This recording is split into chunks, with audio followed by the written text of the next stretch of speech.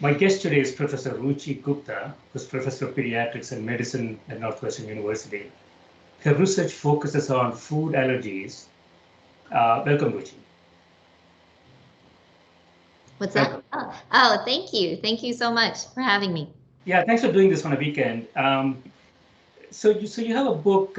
Is the book published? Food Without Fear: Identify, Prevent, and Treat Food Allergies, Intolerances, and Sensitivities. Is the book out? Yeah, it came out this past Tuesday. Yeah. So okay. It's available in book form and Audible, and all of the audio forms too. So, yes, very exciting. It's good timing. So, allergies, I know that it has been on the rise world over, especially in the United States. Allergies, just like in cancer, we have variety of allergies. It's very difficult to put them into a singular bucket, I would imagine. But generally speaking, what is sort of the scope of this problem worldwide?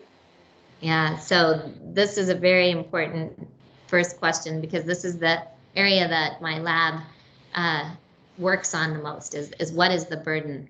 What is the epidemiology, the public health impact of food allergy, and how is it changing? And so what we found in the US, I'll talk and then I'll make it more global. In the US, for kids, it's about 1 in 13 kids. So it's about 2 kids in every classroom has a food allergy.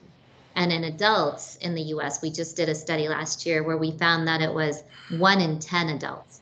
So that is a big number. 10% of adults have a food allergy, but 1 in 5, so 20%, said they had a food allergy. So even more have other food conditions. And that's one of the big reasons we wrote this book, is because so many people are avoiding foods. 85 million people in the US are avoiding a food. And many of them, only 1 in 20, were getting a diagnosis. So there is a big population in the US specifically who are having some negative reaction when they eat a food, and then avoiding the food and not really knowing exactly what it is, and so it gets termed into this food allergy. Now, globally, it's really interesting because we do see a rise on a global scale. There are certain countries we have really good data from. Australia, for example, they saw that in 1-year-olds, it was already 10% had a food allergy.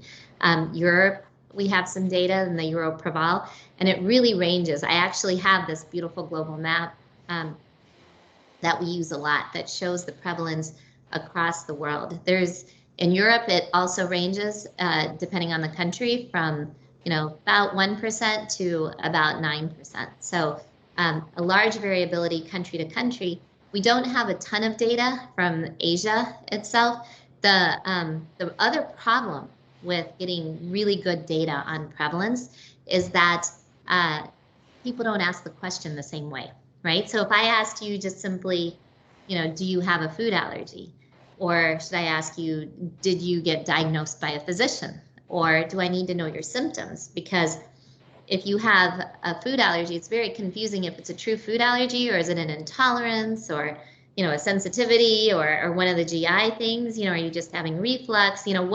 What is exactly going on in your body? And so that's another big issue. But I am joining. I'm a part of this global initiative to ask the same questions across the globe and get better prevalence numbers. But what we do know is it's on the rise. It is definitely on the rise.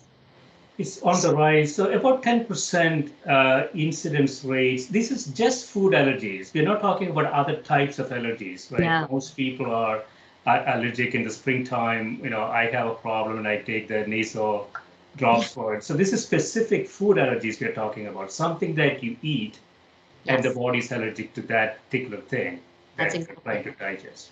Yeah, and what you mentioned with environmental allergies is why this term is so confusing, right? Because a lot of times you think of outdoor allergies, environmental allergies, or even indoor allergies to mold or dust mites, or, all the indoor potential allergies, cats and dogs. But we're talking specifically food allergy. But the whole atopic spectrum is connected. So the things that fall into that atopic spectrum is usually you see eczema, which comes on first. And then kind of start growing up and getting into the food allergies, the environmental allergies, and then the last one is asthma. So all of these conditions are related. It doesn't mean you're going to have them all. You can have one without the rest, but they are connected. So we do see kids who end up, developing all of them, eczema to allergies to asthma. So allergy, is it right to characterize allergy as sort of an immune response of the body that to something that it doesn't quite understand or doesn't quite like? Is that the way to think about it? That's great. And that's the biggest question people ask. So what is the difference? And you said it. So it's allergy is immune mediated, right? So your immune system is recognizing this food as an invader and goes on attack mode, and starts attacking it and releasing histamine and all kinds of cytokines. And then what happens in your body is this cascade. So that's why it's so hard with food allergies, because your reaction can be mild. You can just have hives, sometimes vomiting, but then it can get severe very fast. And that could be trouble breathing, throat closing, drop in blood pressure, and it can even be life-threatening. So it is this wide gamut, right, from very mild reactions to very severe reactions. And right now in the world of food allergy, we can't predict what you're going to have. It's so dependent on so many things, how much of it you ate, if your immune system's compromised in any way during that time. I mean, there's so many variables that that's why quality of life is so hard, because you don't know if you accidentally ingest it. Will it be a severe reaction that takes you to the emergency room or a milder reaction? The immune system is, of course, a sort of a double-edged sword, right? So I'm thinking evolutionarily, maybe 50,000, 100,000 years ago, things were sort of stable, right? The fruits, nuts, and the animals that Homo sapiens ate were constrained within a small area. And so from the body's perspective, they had, essentially very good heuristics to identify what is food and what's not. Is that what is causing in the modern context? We eating all sorts of different things, packaged food, and a lot of different things coming into the system. Yeah. And the body is somewhat confused in some ways. Yeah, that's the question of why in this one generation. Like you said, a generation ago when we were young, we didn't see this level of food allergies. Everyone was taking peanut butter and jelly to school every day, all those things you hear. And now in this generation, you're seeing such high rates. So what you mentioned is exactly right. Like, how did we eat back then? Usually it was more locally grown, like seasonal food, at times there were not as many, prepackaged, now the supply chain, you can get anything, anytime, right? Because it's coming from all over the world. And so how that done? And then, obviously, I mean, everything has a reaction, right? So if you need to make more food faster, you're going to be using more pesticides and you're going to be using, different chemicals. And that's great for, the ability to produce food for the masses, but what is that also doing in our systems, or what is the negative effect of that? So could there be a negative effect of this ramp up of food production? And like you said, preservatives, packaged foods, fast foods, like the more and more that's happening. So that is one area that is implicated to some extent, or we're studying it, us and many researchers around the globe, trying to understand what about that is impacting food allergies. The other things that you mentioned is when we all stayed locally, what is it in the microbiome, right, in our environment? We've also become very clean, and the use of antibiotics increased, like all in this generation, and is that wiping out our good bacteria? One thing we see is people who immigrate, including myself, like if you immigrate to the US or Australia, did a really great study. If you were from Asia and you immigrated to Australia, your kids who were now born in US or Australia had a much higher chance of developing food allergies than even the local people. Now, is that because they're missing something in the microbiome of their ancestors, right? Like, so in your genetics that then you lost in that first year of life, and now that's causing it. So what are those microbiome components? What are the things we're doing? More C-sections, more antibiotics, to wipe out those good bacteria? Are we too clean? Our immune system's bored? A lot of different thoughts around the why. Yeah, I remember reading something that when you move from X to Y, um, your microbiome essentially replaces itself within 7 days. I can quite remember where I saw this. So if this were true, then you essentially sort of a new microbiome in the new environment. But I guess it's not completely true, right? Maybe it is true 95% of the time, but there is sort of a 5% left over, perhaps. Yeah, I mean, I don't know the exact number for that or how quickly microbiome gets replaced, and you have to think about where. So we talk a lot about the gut microbiome as being a source of the bacteria that's so important, but you have it on your skin too. The skin microbiome, and we do know that certain things do influence it, and environment is definitely one, right? Because you change environments, you're exposed to a whole new microbiome in your new environment. That's gonna impact your body, and what is that doing? Yeah, so that's really interesting. In the survey we did in adults, we asked the adults, the 10% who had food allergies, did you develop a new one as an adult? And 50% said yes. So 50% of the adults with food allergies said they had developed a new food allergy as an adult. So they used to be able to eat the food, and now they can't. And so that was really interesting to us, because we asked the next question: did you change your environment? Did you move somewhere? Did you move into a different house or apartment, which may have more indoor allergens in it? Did you get sick? Did you have any hit to your immune system? And then for women, a lot of times we talk about hormonal changes. So, pregnancy, menopause, those are times where we do see food allergies developing or disappearing. So understanding all these things, even in adults, we're seeing it. And just to that point, the number one allergen we're seeing in adults is shellfish. The development of shellfish allergy, it's so high. And then after that, the rest are the same as in kids. It's peanut, tree nuts, milk, egg, soy, wheat, finfish, and then sesame. Yeah, so shellfish, for instance, some of these are sort of connected with disease states. For example, shellfish has high uric acid production that leads to gout.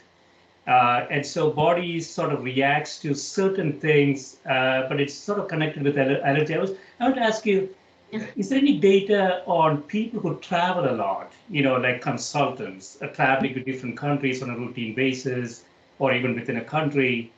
Do they have less or more allergies? Is there any data? No, that's really interesting. I don't think there's any data on that. But the next time we do we do these prevalence surveys of 40,000 adults and then 40,000 children. Maybe we should ask that. What's your job and how much do you travel? That's really interesting. No, I don't think anyone knows, but very good question.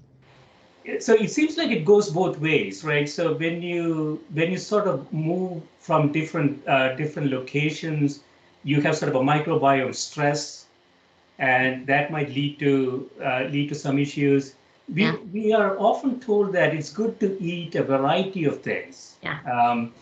It's a little bit counter to this idea, right? I mean, doesn't the microbiome and the body want to settle down to a routine so that it knows who the invaders are? If you keep eating different things, wouldn't that create a problem? Yeah, that's a good question. I mean, I think we are told to eat for nutrition, right? So there's different aspects of why we're told different things, right? So to get a variety in your diet, or a multicolored diet, right? So have different colors of the food in your diet is really important, because they all bring different vitamins, proteins, minerals, all the things that you need. I think, one thing that we're really talking about a lot that reminds me of is diet diversity early.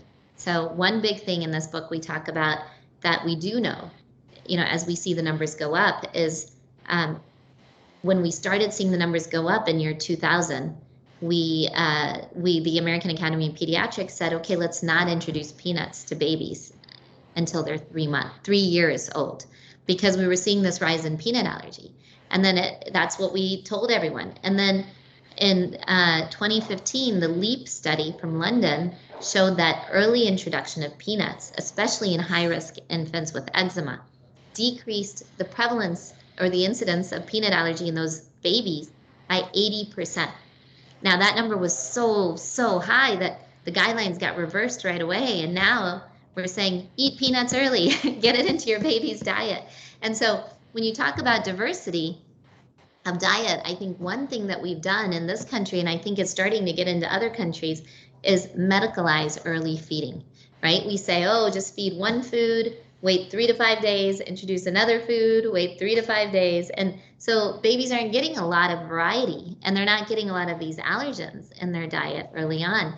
And so their immune system, while it's developing, is not recognizing them. And so that's like one big point, if there's, other physicians or parents, just early stop medicalizing. We used to just take whatever you're eating and chew it up and give it to your baby, and just make it soft so they could eat it. And it had so many ingredients in it because it's your food. But now we've become so careful and so medical with food introduction. Yeah, I'm sure. So I was also wondering, any sort of difference in breast fed babies as opposed to not in later food allergies? Yeah, there's a lot of studies starting to look at that. And so far what we've seen is there's no difference in the development of food allergy.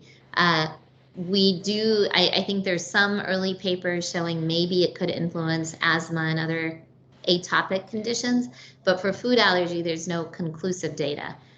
We always encourage breastfeeding, obviously, for so many reasons, but I don't want anyone who is not breastfeeding and bottle feeding to ever feel like they're increasing their baby's chances of developing some of these conditions, because some people can't, and it's hard. And, but obviously if you can, breastfeeding has other things. The one thing about breastfeeding is now, we recommend exclusive breastfeeding till 6 months.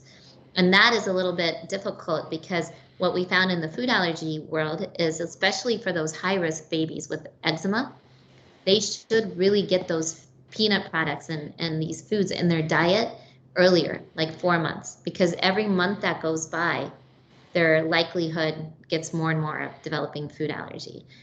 So the earlier they get a little bit in their diet, the better. So that's just the one thing, but it doesn't take away from breastfeeding. You continue to breastfeed. You just add a couple of foods to the diet when the baby's ready. Now that's what we say, right? Like when they're sitting up and they're looking hungry and drooling while watching you eat, and then you start feeding them, so, and then continue the breast milk or, bottle feeding. Yeah. So I want to go back to the book, Food Without Fear. Maybe we can step through some of the chapters. So you have two major areas. The first one is the food reaction spectrum. Where are you? Yeah. You say surprising rise of reactions to food in the 21st century. So we talked about prevalence, approximately 10% of the population. You said it is growing, but do you have a sense of how fast it's growing? Yeah, no, I mean, that's a really good question. I mean, we did surveys in 2011, and then we published another one in 2019 for kids. And we found that it did not increase dramatically. It was 8% then, and it was 8% now. If we use the exact same methodology, maybe it increased just slightly, but not to any significant degree. So I don't know, but the other thing, and this is where I want to, you mentioned, the food allergies or the food spectrum of food conditions. And this is in the book, and we did our best because people say, okay, what are they? What are all these conditions that you're talking about with food? And so what we were able to do is take symptoms and then, break it out into allergies, mixed reactions, masqueraders, and other masqueraders. And just to explain a little bit of that, when we talk about a food allergy versus intolerance, we talked about allergies, immune mediated. But what's an intolerance? And an intolerance is more around not being able to digest the food, right? You're not able to break it down. So you think of lactose intolerance, you're missing the enzyme to digest or to break down the lactose. And so you get symptoms of stomach cramping and bloating and, nausea, vomiting, could have diarrhea. A lot of people get headaches and brain fog. So, but that is a different mechanism of action, in an intolerance. And then, there's so many other things. The other big food that we talk about a lot is gluten, right? Like so much of the country has become gluten-free. So much food is gluten-free. And many people have an intolerance to gluten where some reason they're not able to digest it and they get heaviness and stomach pain and lethargy. And so they stop eating it. But then you can also, wheat allergy is one of the top allergies, real immune-mediated food allergy. And then you can have celiac disease, right? Which is a whole different category where when you eat the gluten, it changes your stomach lining, so you're not digesting the gluten or any other food.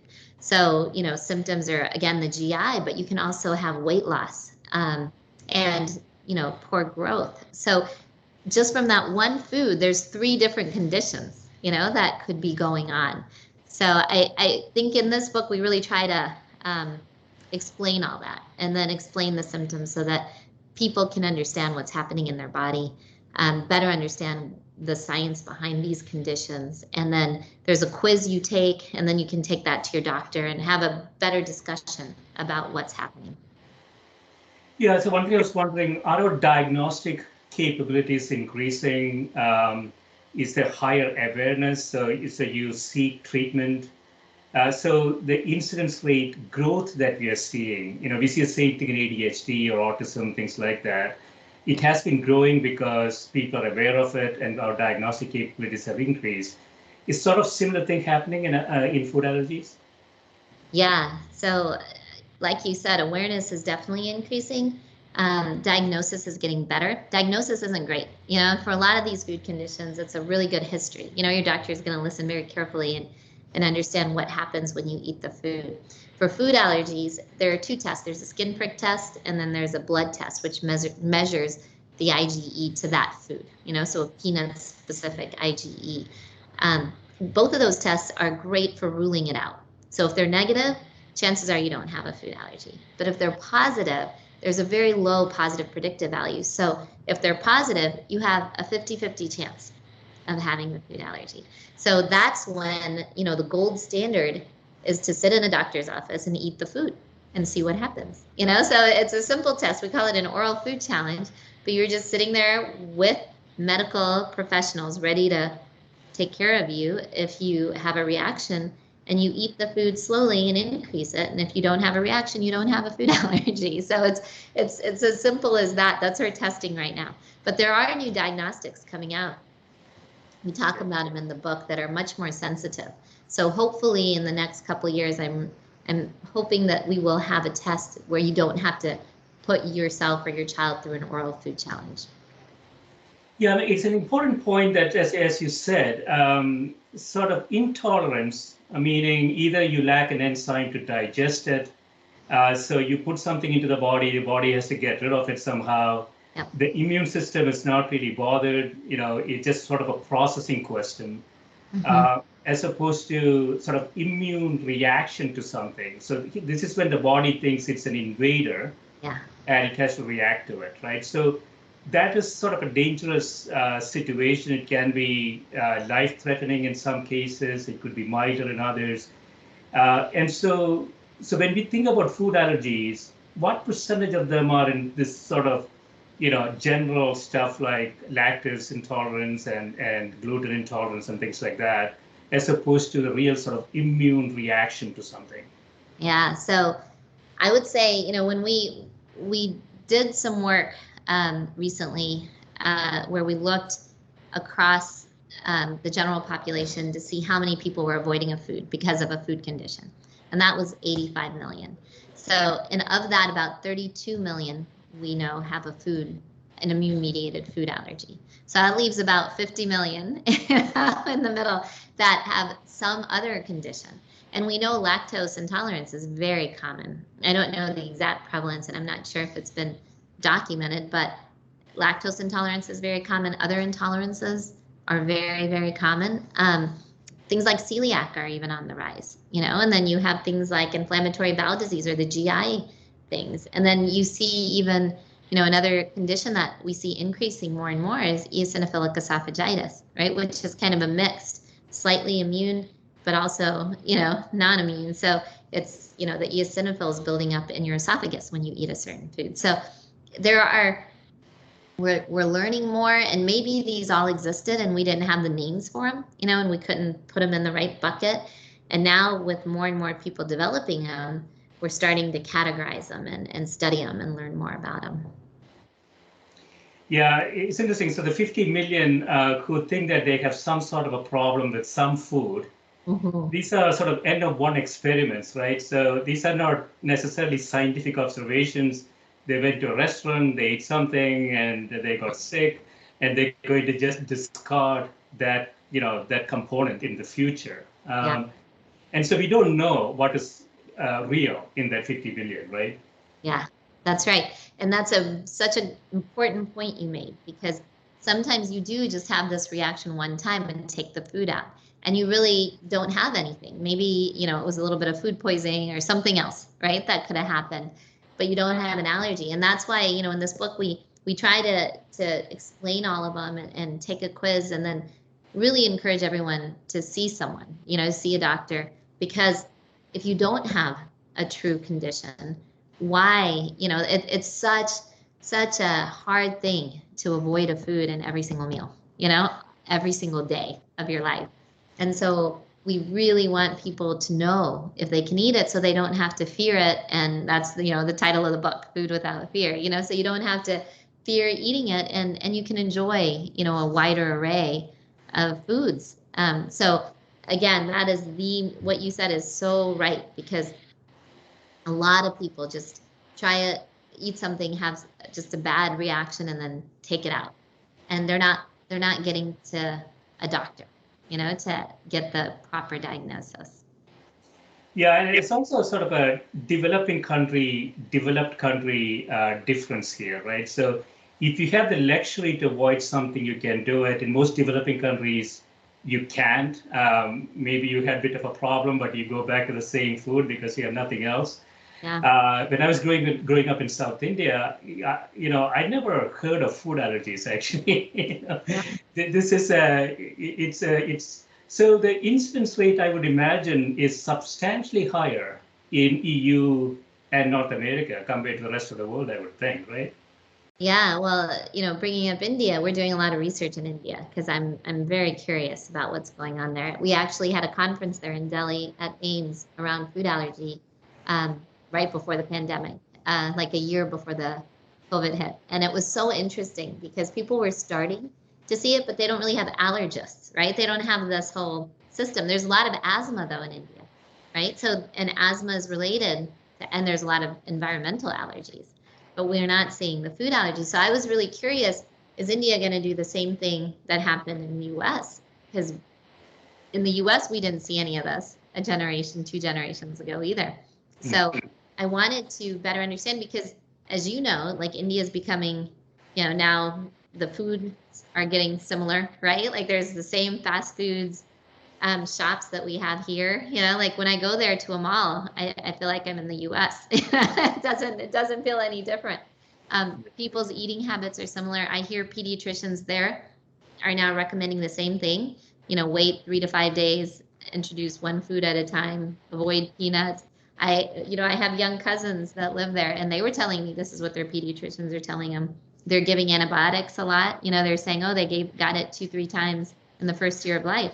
So all of the things that we did, like probably 1 generation ago, that started increasing is what's, I feel like, happening in especially the bigger cities in some of these countries. And I'm curious to see if, after I wrote this, my cousin wrote me from there and said, oh, I need your help.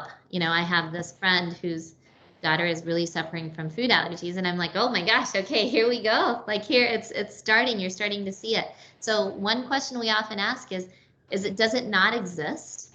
Or are we not seeing it because they're not getting diagnosed? Like you said, a lot of them will say, oh, okay, something happens.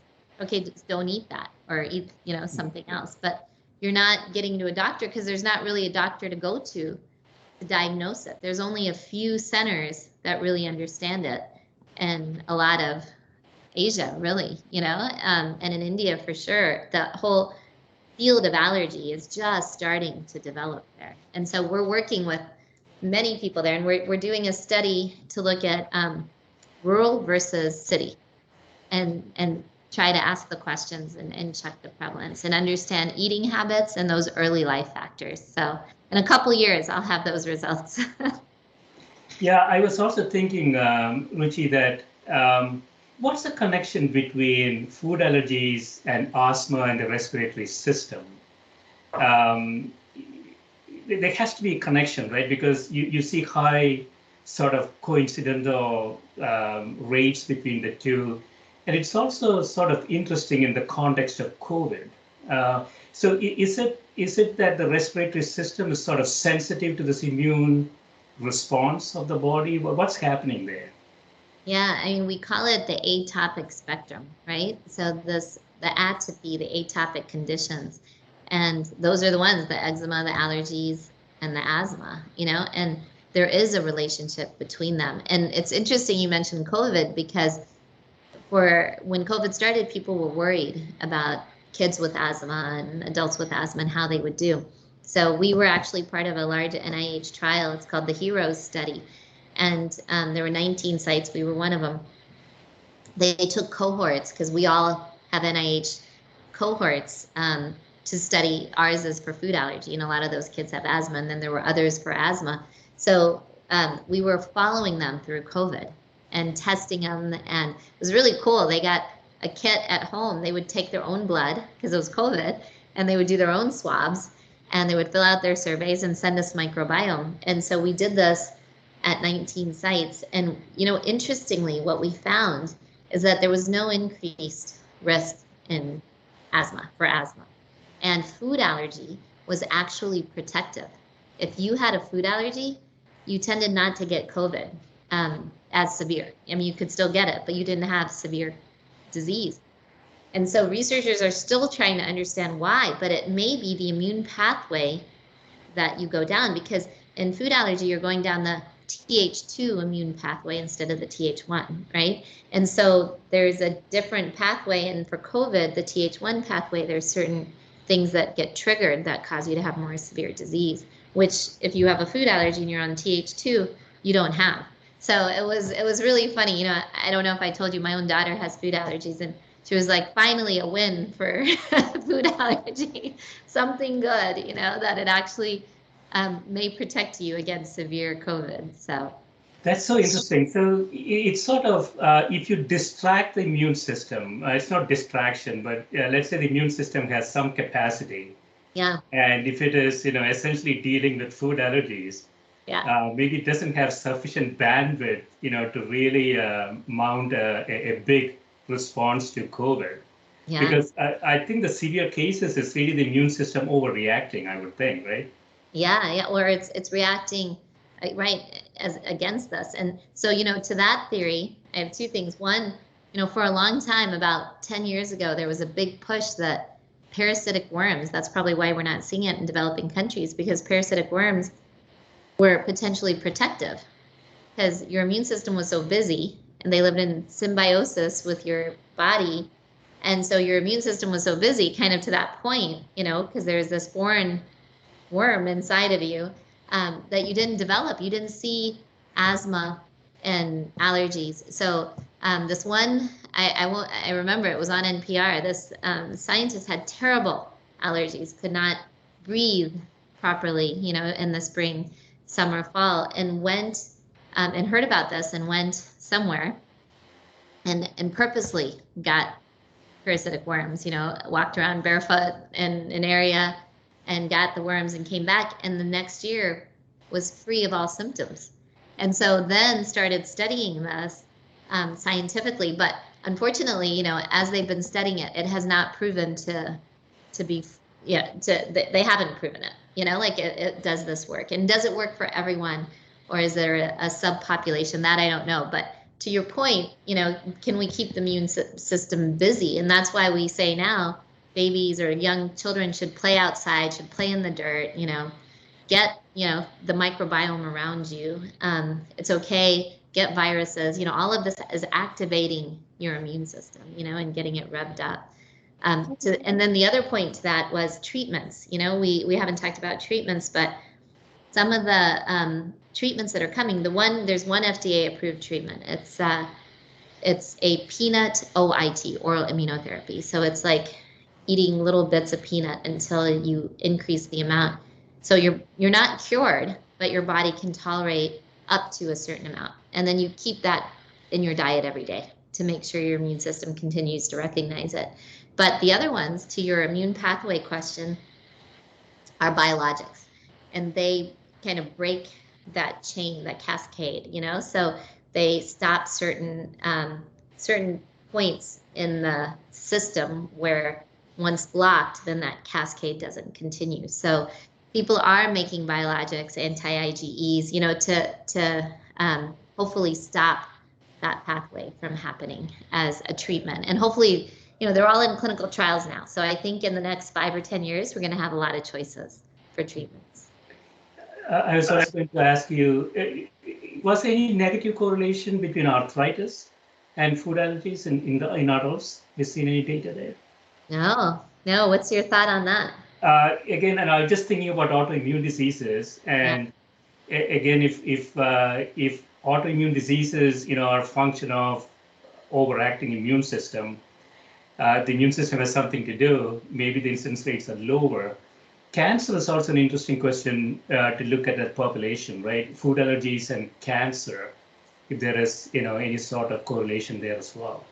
Yeah, no, and we do have a chapter in the book on autoimmune disease.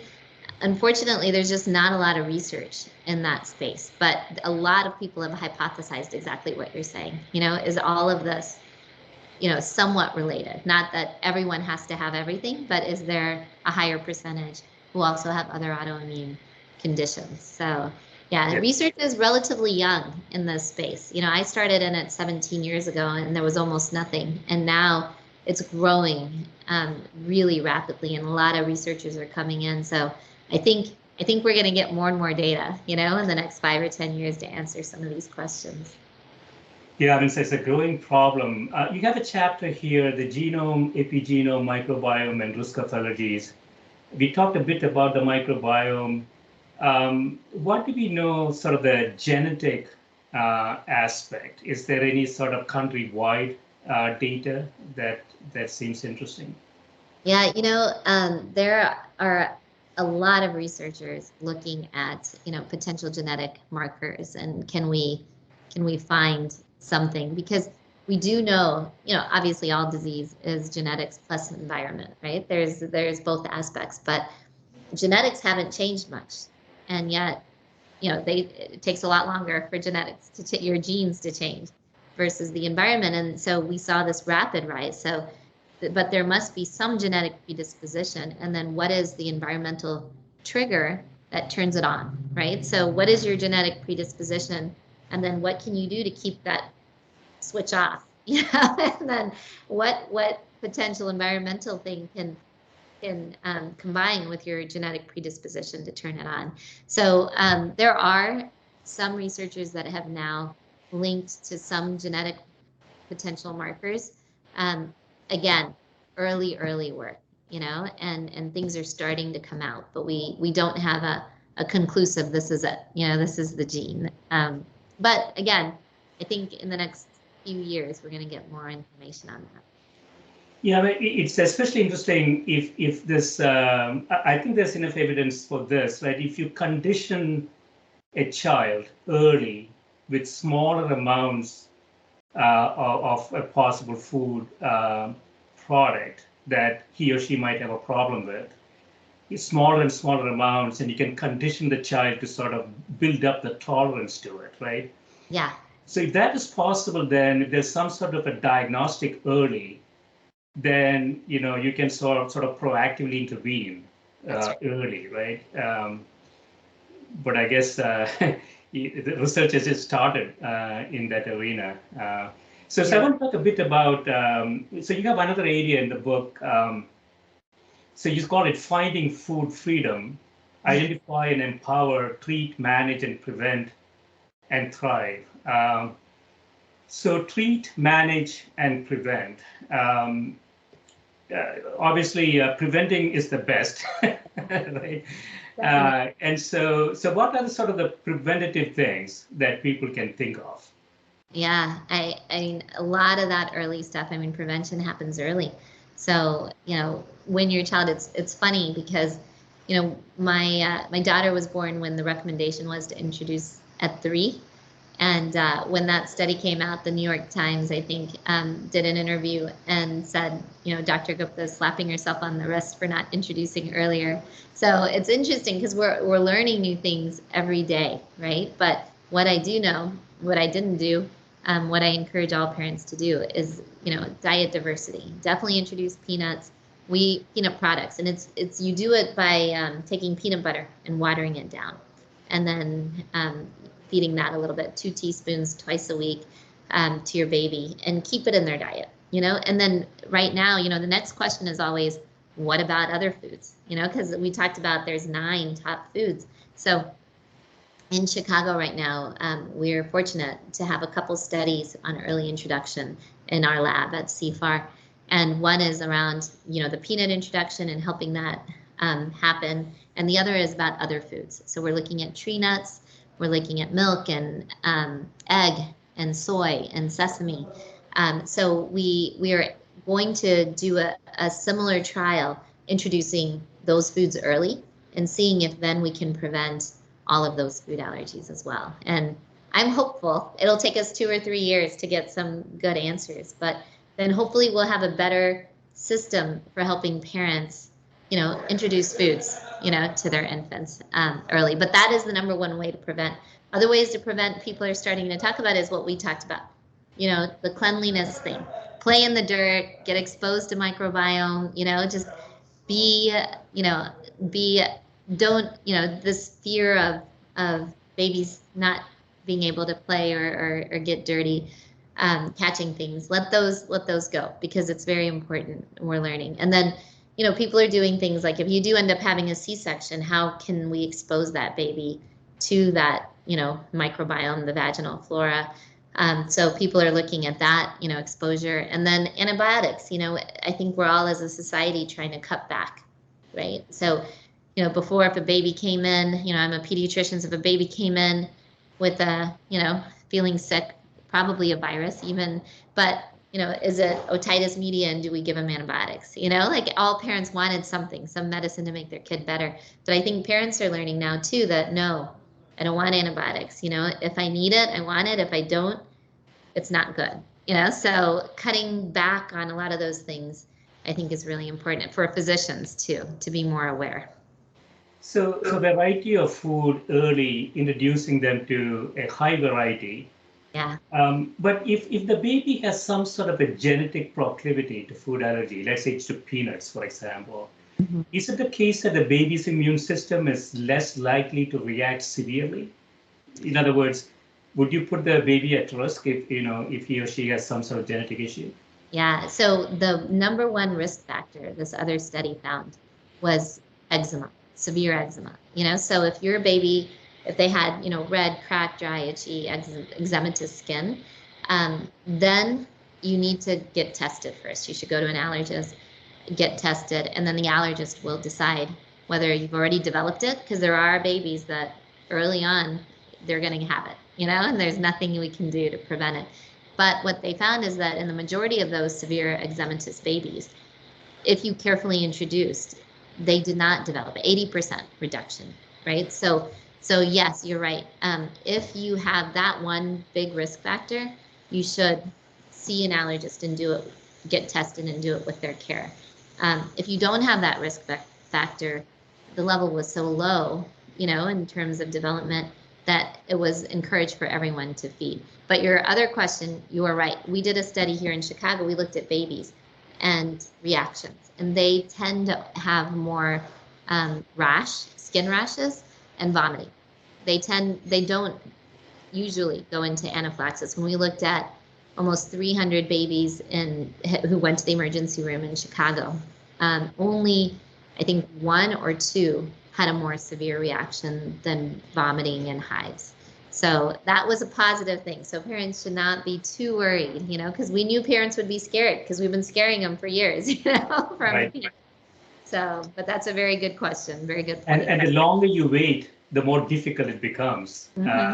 And so this 3-year sort of a policy was under, that sort of a thought process, I would imagine, if first 3 years, if there is a problem, it's sort of difficult to take care of. So let the baby get to some level and then start to introduce it. But that sort of backfired. Yeah. So that is about prevention. So let's say I have identified I have an issue. How do I manage it? I don't want to necessarily treat it yet, but what is sort of the steps I can take to sort of work through it? Yeah, so if it's a true food allergy, we'll do that first. So if it's a true food allergy, management means understanding what could happen, right? What those symptoms are. We talked about it can be any body system. So, skin, GI, respiratory, cardiovascular. So understanding the signs and symptoms. And then, the main management right now is avoidance. You have to really be clear that the foods you're eating do not have your allergen in them. And then the other big piece is understanding, how to use an epinephrine auto-injector and making sure you have one, because that is the one medication. It's epinephrine, it's adrenaline, it's in our bodies, it's not dangerous, and people shouldn't be scared of it, but it's an auto-injector. So you do have to, use it on yourself or teach people around you to use it if you can't. But that is something that's really critical to carry with you and to know how to use. So that's the EpiPen. EpiPen is one of the brands. Yeah, it's one of the brands now. EpiPen used to be the only brand for a long time. Now there's like 2 or 3 other generics. I can't even keep up. And then there's another brand called the AviQ, which talks to you and kind of tells you what to do. So, and then there's still the EpiPen too. So there's multiple ones. So now we start calling them epinephrine auto injectors because there's so many. But that's exactly right. Most people know it as the EpiPen still, right? So it's a device. It's a small auto injector. You put it in your lateral thigh, only for, different ones say different amounts, but it's 2 to 3 seconds usually is all it takes, and then you take it out. And for most of the devices, you won't ever see the needle. The medicine goes in within, milliseconds, but they still ask you to keep it in. So that's how you use it. It's very simple, and it's very important to know how to do if you have a food allergy. Now, the intolerances, as you know, you can get, pills with the enzyme in it and take those, that will help your body break down if you want to eat the food. So that's why it's important, because if you don't have a true food allergy, if you have lactose intolerance, you can still enjoy milk. You just have to take the medication or your enzymes, or there's a lot of lactose-free milks and foods now too. So understanding, and then of course there's different treatments for all the others we talked about, which we can't go through, but it's all in the book. So yeah, so there's the auto injector you talked about. So if it is a very severe reaction, will the patient be still, will the patient has enough time to administer it himself or herself? Yeah, so that's a really good question, and that's why we say educate people who you are close to, right? Your family members should all be educated.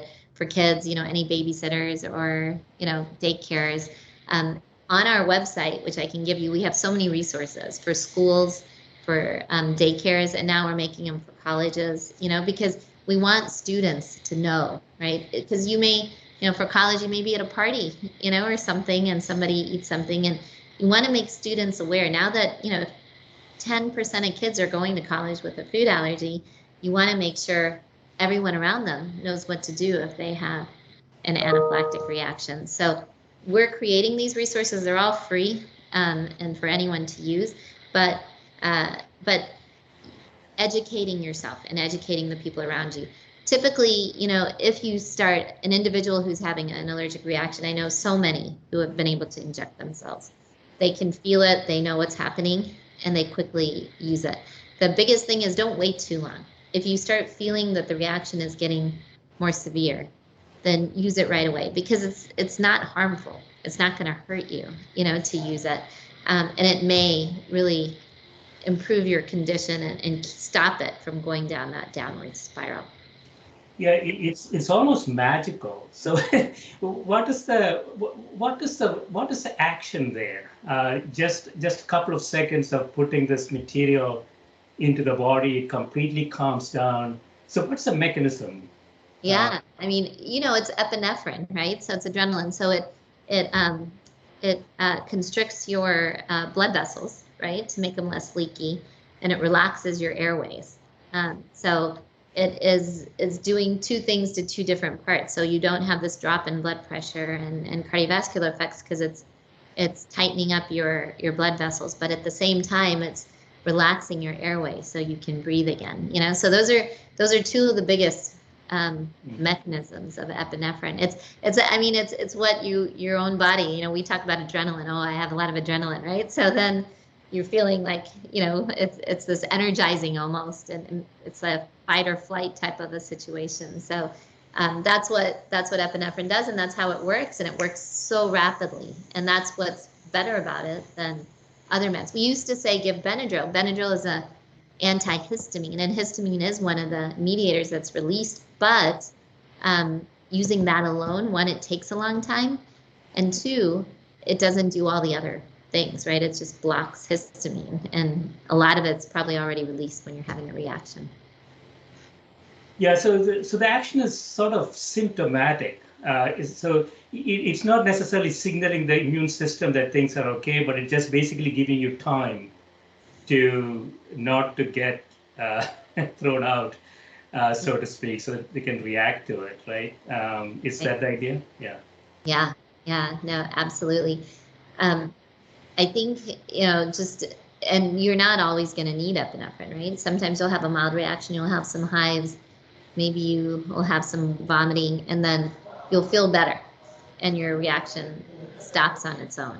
So because in your own body you have adrenaline, so your body then, as the immune system's reacting, then your body, your adrenaline's your body wants to be better, so it's not that it's always going to just react and take you down the spiral. It could be a mild reaction that you won't need it, but you should be ready. I think that's and not be fearful. There's a lot of fear around it because it's an injection, but we're trying to get rid of that fear. And so that is sort of one type of treatment. Are there sort of long-term treatment options for people suffering from this? Yeah. Those are what I was telling you. There's only one FDA-approved one. It's called Palforzia. It's a peanut oral immunotherapy. So it's almost like allergy shots, right? You increase your immune system's ability to recognize it slowly over time, and you go higher doses. And usually they take you up to, a couple peanuts, 1 peanut, 2 peanut, 3 peanuts. And then we don't know yet, because the studies are young, they haven't been happening for that long. What happens after that?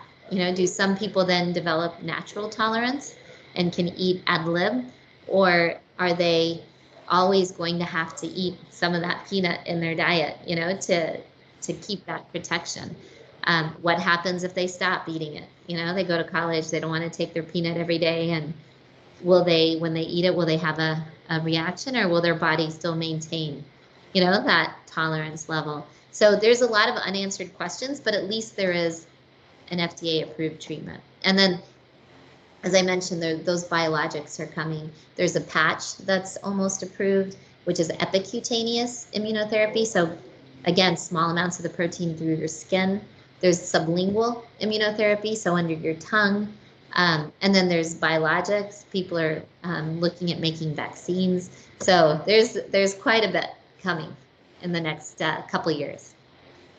The beauty of that is that I would imagine you're going to get cured, right? You do that for a while, and then the body gets sensitized to the allergen, and you don't have to do it again, or we don't know. See, it's all so new, right? This just got approved last year. So now as people start doing it and we have the data and we can follow them, I always say though, it's so dependent. It's really personalized medicine, right? Because you don't know. We got to figure out a predictive model, like who will go on to have a successful cure almost, who will need to take it on a regular basis, who is it best for. We don't have enough people yet and data to make those decisions. Yeah, and the body's reacting to different things, right? So I don't know much about this. I haven't seen anything, but like peanuts, for example, people are allergic to peanuts. If somebody opened, a pack of peanuts, a few meters away from that person, that person reacts to it. So the body doesn't even have the time to break it down and see what is in it. It is it's sort of counterintuitive in some ways.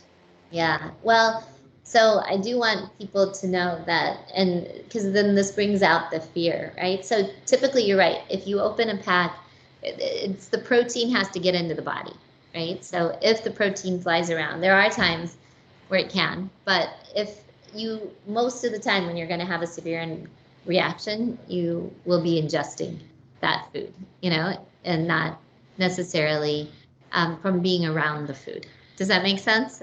So yeah, it does. Yeah. we have to be careful because again, it's so hard to stay away, like completely away from these foods, and in your daily lives, they're going to be around. So know that it's more the ingestion of that protein that is going to cause a reaction, unless the protein gets into the air, which in certain circumstances it can. Right. Yeah. So you conclude in the book, you say, act locally, think globally. What we can do as a society to turn this epidemic around. So I want to ask you about that, but I want to ask you sort of a general question. So from a healthcare policy perspective, based on everything that we know today, what are the sort of the policy levers that you would want to influence? I mean, 10% prevalence is quite high, so it has tangible healthcare costs for the system, right? So what would you suggest from a policy perspective? And I'm thinking specifically U.S. now. Okay, so yeah, we did an economic study. It's been a while, 2013, I think it was published, that showed food allergy costs $24.8 billion a year. So we're redoing it now. So we'll have new numbers, but obviously that's going to go up, and that's a lot. So it is a big healthcare cost. I think some things that are really important, from a policy is access to care. So, for a long time we thought, oh, this really doesn't affect minority populations as much. But when we did our national study, we found, yes, it does, as does asthma and other atopic conditions. They're just not getting to see their doctor, right? They're not talking about it because they're just avoiding it. And so, trying whatever we can to improve access to care, to educate, generalists if they can't get to an allergist, to try to get more allergy care available is very important. Other things, one big policy, this was a big one, just passed. It's called the FASTER Act, and it allowed for labeling. So one big thing is labeling. How do you know what's in a food? So food packages by law have to report in bold, or it has to say contains the top 8 allergens. So peanuts, tree nuts, shellfish, finfish, milk, egg, soy, and wheat. And we saw sesame rising so much, and sesame was a hidden ingredient. So just now this policy was passed, and we had published the paper on sesame allergy prevalence that went into the policy. So I feel very proud of our team at CFAR. But that helped get that passed. So now in the next 4 years, sesame will have to be on that label too. So important things. Also in the act was that the government will help follow food allergy. Other things that I think are really important policy-wise are, as we saw in COVID with food insecurity, so much food insecurity, so many lines. Well, what about food conditions? What about any of those people who have food conditions? With WIC right now, how do they take care of, what are they doing around people with food allergies? How do we get food insecure families who also have food conditions, nutritional substitutes? There's a lot to use food as medicine, right? In these cases, and push policies like that. So yeah, that's probably enough. I have so many. Yeah, so some sort of an allergy risk index on the label would be quite interesting. Obviously, there'll be a lot of food fight, pun intended, over it. But that is from a consumer's perspective, it's actually really good information, right? That consumers could utilize to. And so, in conclusion, so what do you mean by act locally, think globally? What do you mean by that?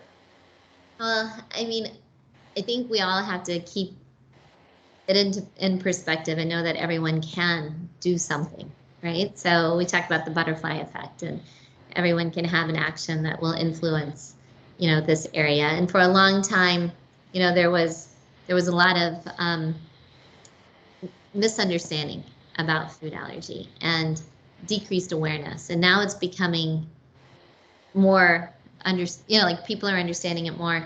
People are educated about it. It's getting out there, but it takes all of us to do that, right? We all need to put in the time and effort to educate our communities, to teach, to access, and to push for policies, because I honestly think this is something that is going to be a global situation. And the more we learn as a society that's on the forefront, that's experiencing it the most right now, we can then influence it before, so that everybody doesn't have to reinvent, like the things that we're learning, we can push out and spread. Now that we know these things about prevention, we can do that globally, but we need to start doing it here and learn methods for doing it right, and then be able to support our global, world that we live in. So I hope that made sense.